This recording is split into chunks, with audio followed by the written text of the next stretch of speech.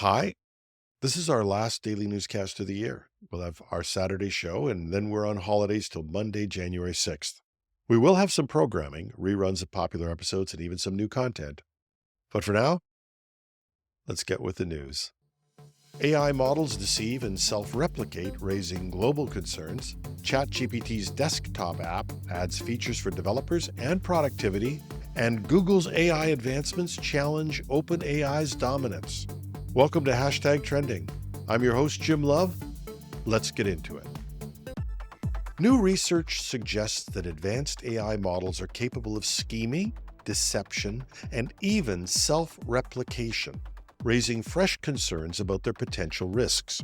Apollo research found that 5 of 6 frontier AI models tested engaged in behaviors like faking alignment with human goals during testing, but pursuing different objectives in deployment, and in some cases, models even sandbagged, intentionally underperforming to avoid safety measures.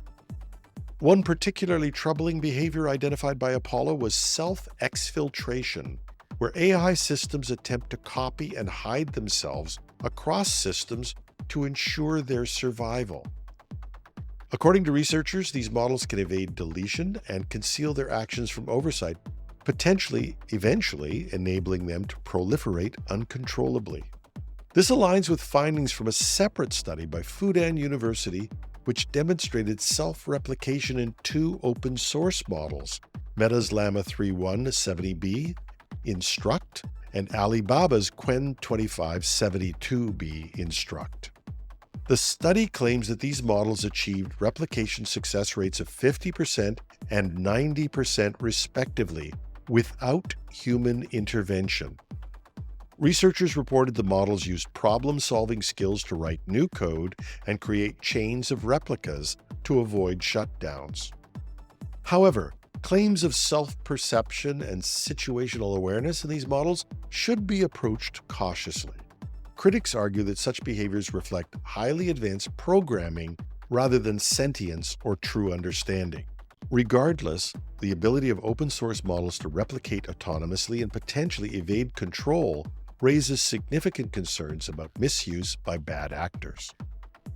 Both studies emphasize the urgent need for international collaboration on AI governance. Without robust oversight and safeguards, the risks associated with these behaviors, from deceptive manipulation to uncontrolled proliferation, could outpace our ability to respond. And this was the 11th day of Shipmas. OpenAI's ChatGPT desktop app for Mac has introduced new features designed to streamline workflows, integrating with various tools to assist in coding, writing, and even data analysis. Unlike the browser-based version, the native app offers faster access and improved system integration, allowing users to leverage ChatGPT with their existing applications. For coding, the app supports IDEs like Xcode, VS Code, and JetBrains tools, and in one demonstration, ChatGPT detected a Git repository in Warp and generated a command to analyze commit activity over 2 months. Another example showed the app providing live coding assistance in Xcode by utilizing macOS accessibility APIs. These features aim to simplify repetitive tasks, though they still require user validation for accuracy. In other scenarios, ChatGPT works with applications like Apple Notes, Notion, and other productivity tools, allowing users to highlight text and request expansions, edits, or tailored content, but also to generally prompt for additional support or help.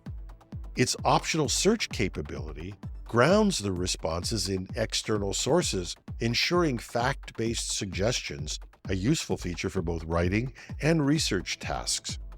Summoning ChatGPT is straightforward. From the app, users can press Option plus space in a Mac and bring up the app for general use.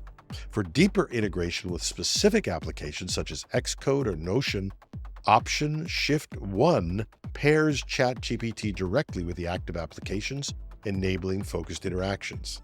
This need for a definite command means that you can decide whether or not to give ChatGPT access to these applications. Now, this is available now for macOS, and a Windows version is in development, but the desktop app demonstrates how AI can be woven into everyday workflows. While promising, users should remain mindful of its reliance on system-level access and carefully manage the permissions for sensitive tasks. Now, OpenAI, with its 12 days of shipments, has dominated recent headlines with its marketing campaign. But Google has been quietly making significant strides in AI development, showcasing innovations that rival and in some cases surpass OpenAI's offerings. One of the standout announcements is Google's Veo 2, a state-of-the-art video generation model that outperforms competitors like Meta's Imagen and OpenAI's Sora. With its deep understanding of physics and impressive ability to follow detailed prompts, Veo 2 is widely regarded as the most accurate video generation tool available today. Fair warning, it's still in a development state, so we have to see what they actually release. Alongside Veo 2, Google unveiled Imagen 3, a new text-to-image model that produces highly detailed, realistic images. It surpasses previous benchmarks, and Imagen 3 outperforms leading image generation models like Midjourney and Stable Diffusion, solidifying Google's position at the top of the visual AI space. I compared it with DALL-E, and I have to tell you, I like some of the images coming out of Google's Imagen 3 much better than DALL-E.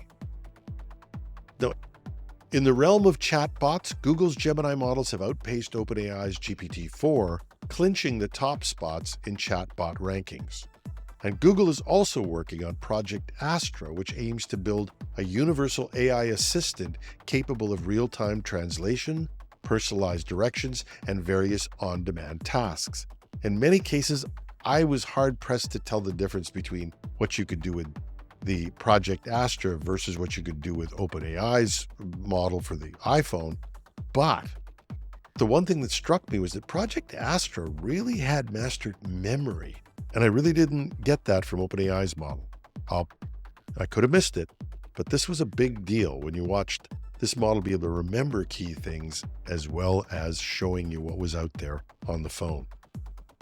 And if that wasn't enough, Project Mariner has the potential to revolutionize online shopping by enabling AI agents to browse the web, add items to your cart on sites like Etsy, and assisting with other tasks in real time. Meanwhile, the upcoming Pixel 9 is reported to incorporate many of these advanced AI features, making it one of the most anticipated smartphone releases of the year. And finally, in the gaming world, Google is developing AI agents that will assist with video games, offering real-time help to players and potentially reshaping the gaming experience. While OpenAI has captured much of the spotlight and indeed matches, maybe even exceeds Google in some of these things, these developments from Google indicate that the AI race is far from one-sided, with a multitude of powerful tools and applications on the horizon. As I've said before, competition is a wonderful thing. And that's our show for today. You can find links in our show notes at technewsday.com or .ca. Take your pick. And you can reach me with comments, questions, or tips at editorial@technewsday.ca. For our Saturday show, we're bringing back the ever-popular Project Synapse team to sort out more of what has happened in the flood of year-end announcements. And we'll announce the new Discord channel that we've launched for Project Synapse so that you can join us in a continuous chat about all things AI. From my point of view, it's been a crazy year for me in this podcast. What's kept me going are the comments I've gotten from all of you and the positive response and growth in listeners. I honestly don't know what the new year brings, but I wish all of you a Merry Christmas or the best of whatever holiday you celebrate. One thing I can be certain of, I'll be back in the studio with the Daily Tech News on Monday morning, January 6th. I'm your host, Jim Love. Have a fabulous Friday.